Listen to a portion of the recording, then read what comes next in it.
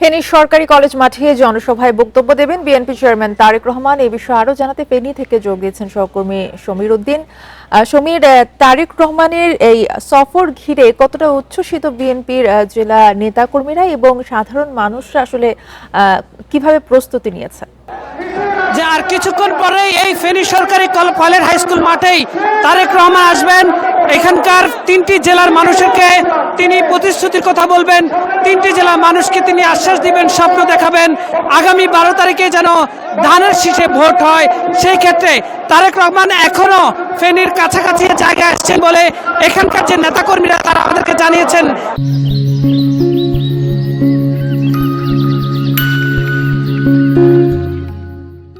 তিনি বলেছেন, তারা বলেছেন যে তারেক রহমান এখনো কুমিরা বের হয়েছেন, কিছুক্ষণের মধ্যেই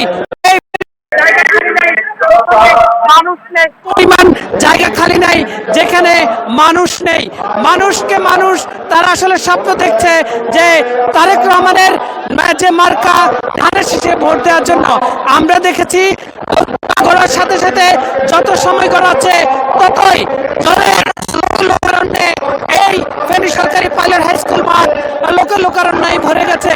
আমরা দেখেছি তারেক রহমানের যে নিরাপত্তার জন্য সেখানে যে সিকিউরিটি ফোর্স তারা কিছুক্ষণ আগে সেটি এসেছে এবং এই মুহূর্তে নেতা